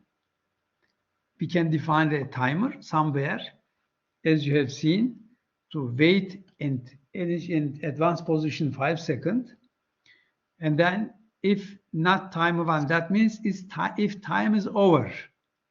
If timer 1 is over, so, or if input 0.2 and input 1.1. So that means the AND operation or AND logic AND. So that means two signals at the same time we need. So this is the conditional part and some example for the conditional part. And we already used actually in our example here. Here we said in the PLC, the conditioning part, where a conditional part, we said here, look at the PLC here, we said if input 1 and input 2, you see the AND here, AND gate, AND logic AND. We said if input 1 and input 2, the conditional part, then the executional part is here, the come out, then set output 1. That is the meaning of these connections. If input 1 and input 2 true, that means the turn on is 1, then set output 1. So there is a logic this is logic operations like this here. According to our example, I can show now. So our example is following. We said, let's use a column here. So if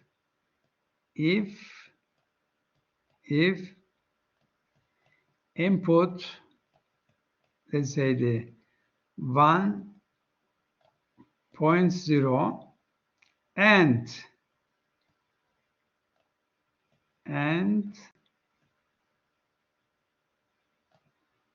input, we said input 1, but we said input 1, 0, 0. The first input 1.1, this is the conditional part. If, then this is the execution part. Then we will talk about then output 0, output, let's say the 1.0, output 1.0, output 1.0. 0 I want to show with the sign here so that it doesn't mix with the output, shouldn't mix it. So, and that means here we have two input, two inputs here, input 1.0 and input, here the second one, input 1.1. So we have here one output 1.0. Those are the address of the PLC, but we have a cross reference list. Let's say we should have somewhere reference list.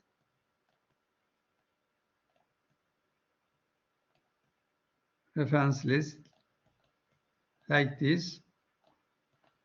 So input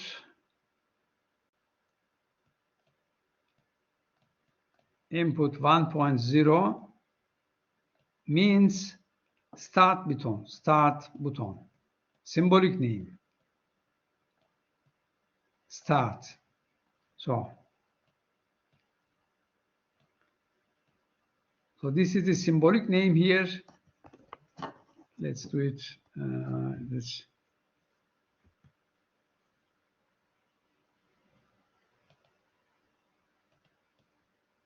take it away and do it a little bit better. So here we say the reference list.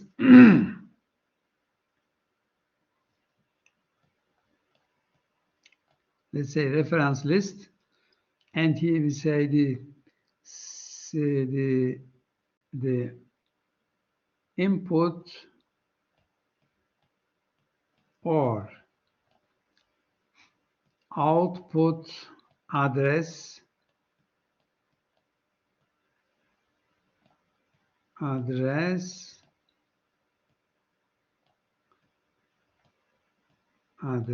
and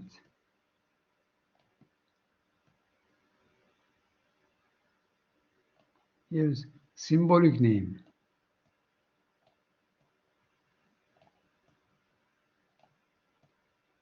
Symbolic name. Let's say symbolic name. So here, let's say input 1.0 is start, means start. So start. And input 1.1 means sensor 1, B1, and you can also write here the sensor for initial position of the cylinder. And then we have finished. We have we have one more output, but we didn't have. Let's write here the output address 1.0, 1.0. Let's indicate the 0 like this. This should be 0, indicate the 0. So, and this is the Y1. This is the Y1. That means the solenoid 1 of the valve which control the cylinder, which control the linear actuators. So you see, everything must be very clear, understandable, and followable, so that if a trouble happens, I mean, you can easily find what's happened, and you can solve it.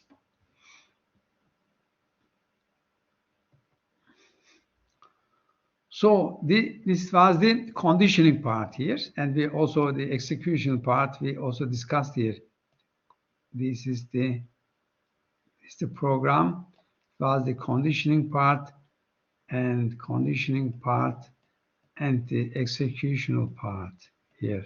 And now here you see the executional part. So the executional part.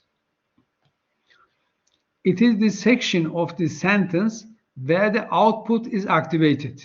So where the output is activated. This is the execution part. Like here, then set Y2, then set Y2, or then reset Y1 and Y2, then jump to the 10. That means the sentence 10. This program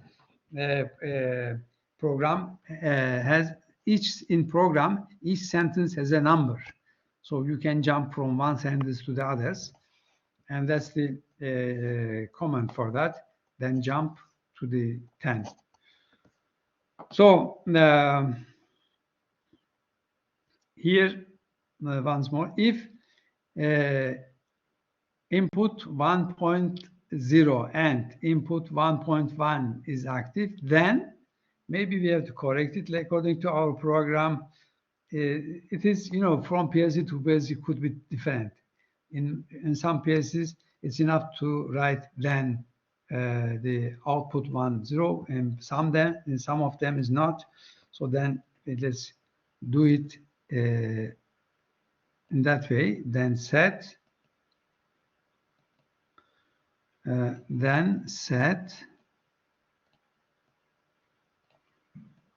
set output 1.0, 1.0, like this, the executional part.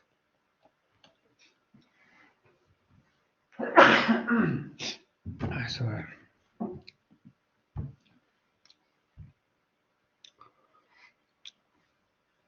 Okay.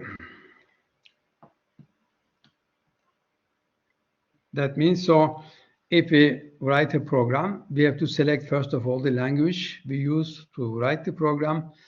And if we select the statement list, now we are discussing the statement list, and statement list mainly consists of two parts, conditional parts and the executional parts. Now we learned what is conditional part, what is executional part. Okay. Let's have an example here. Another command is step here. So you can divide your program in several steps. Step start and step stop. And program will execute, or the CPU, central processing unit, will execute the program according to the steps. So the step starts. What is the step start? You can explain also here what do you mean by that. Label for step can be up to 8 alphanumeric. So you can write some explanation here. So if input 0.0 is conditional part, then set output 0.0. That means execution part, the executional part. And this step stop, that means if input 0.1 is active, then reset output 0.0. We can do a simple application or exercise. So we can use two inputs, input 1 and input 2. And then if the input 1, the light gets on, she input 0.0. If we activate input 0.0, then the program set the output 0.0 and the light gets on. And if we put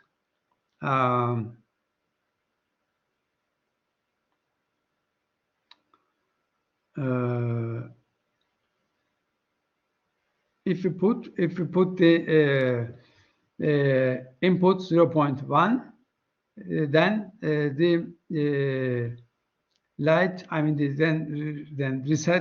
then reset output 0.0, then light gets on.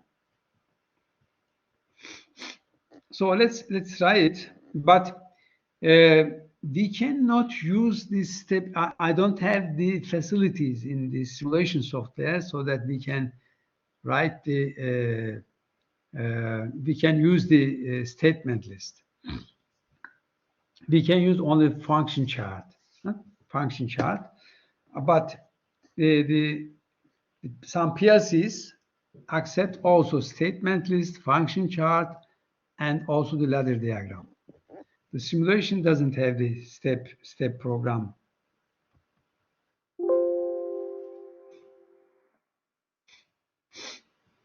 So let's write software here, the project 5, okay, hide that. So then let's use, file new. So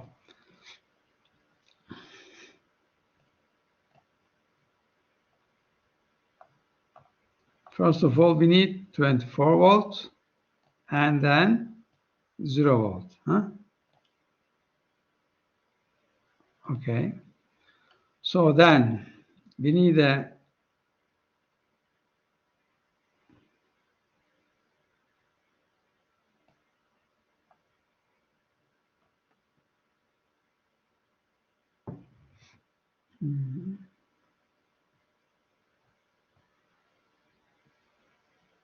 So PLC like this, and as we connected here, 24 volt, also 24 volt, also connected here. So I need to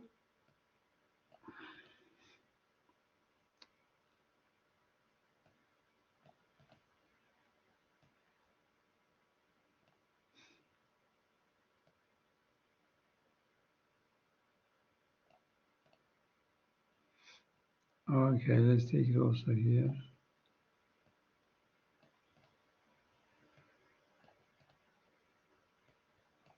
Two input signals. I need two input signals. I have to use a button here. So, okay. Input 1.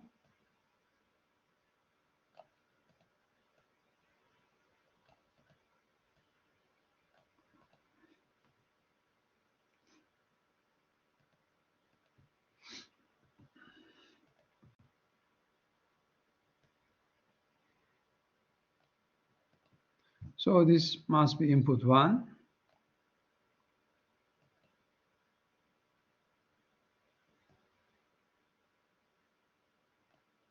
And another one, I need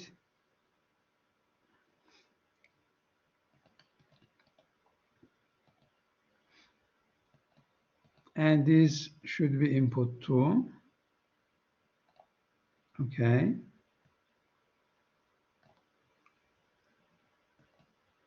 So, and we have only one output. So, and the output, let's use for the output a light. Where is the light? Here.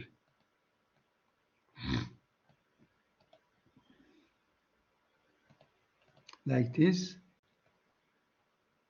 And we connect the light to the output 1. Now we have to tell, let's give the name here.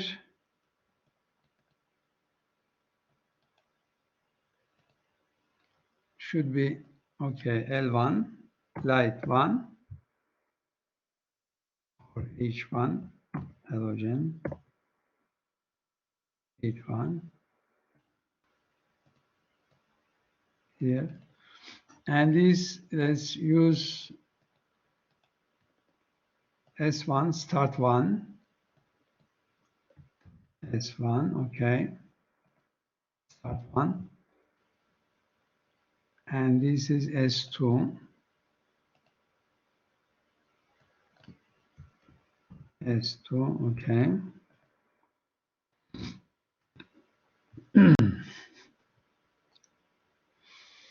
Okay, now we have to tell to the PLC if S1 is active, then set output the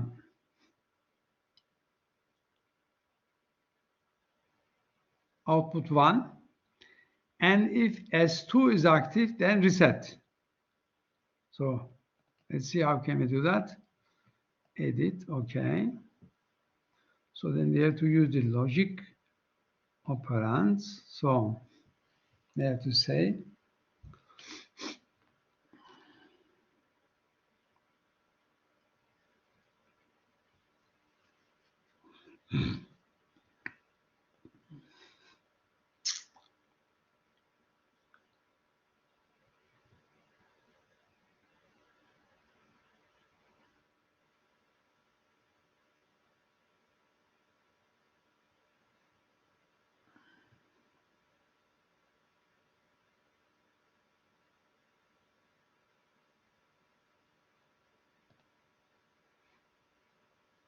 I think we can use the AND gate.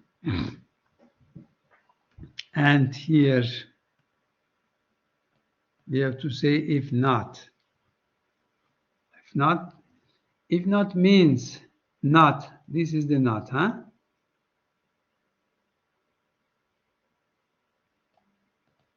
So, and has to be connected here. means not, and we have to connect here that, and it's the output 1. Okay, let's see whether it works or not. So let's start the, okay. So if I push, the light gets on. You see, light gets on, huh?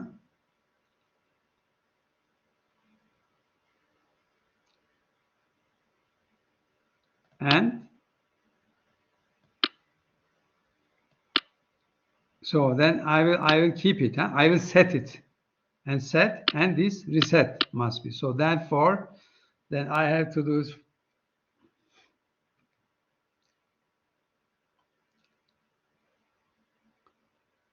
how can I do that? So it is, if I, okay, let's use instead of that,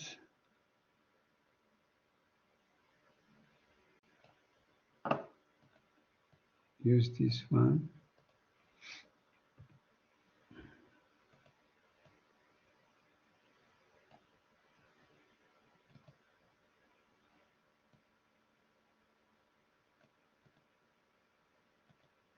S1, okay, S1, so, okay. So you see now, if I push, I set, the light gets on, huh? Light gets on. But if I push the S2, lights has to be get off, like this, huh?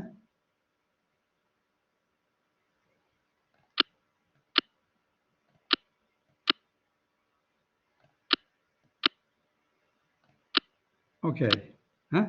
So I set and I reset. If I release the reset, it's already set, huh?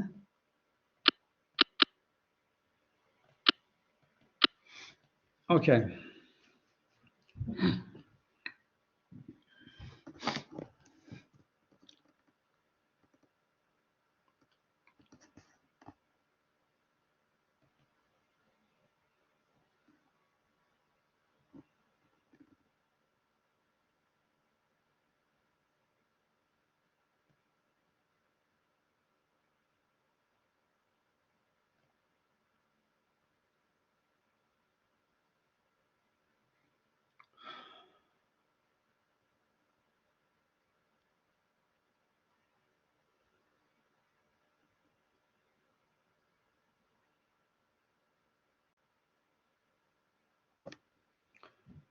Okay, so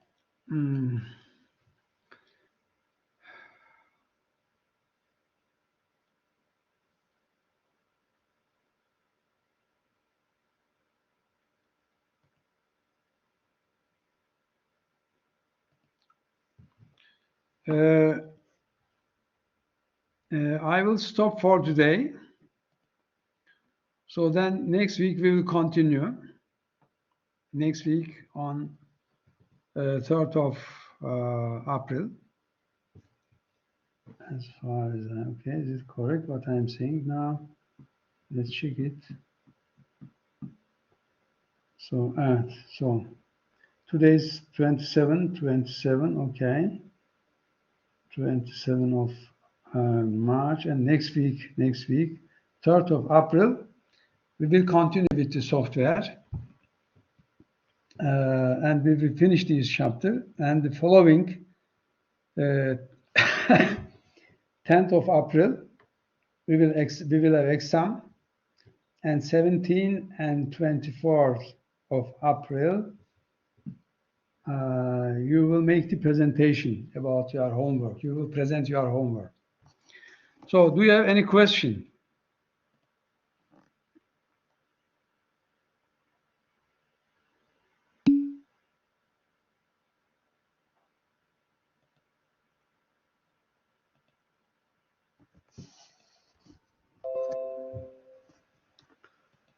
So if you don't have any questions, so I'll finish for today the lessons.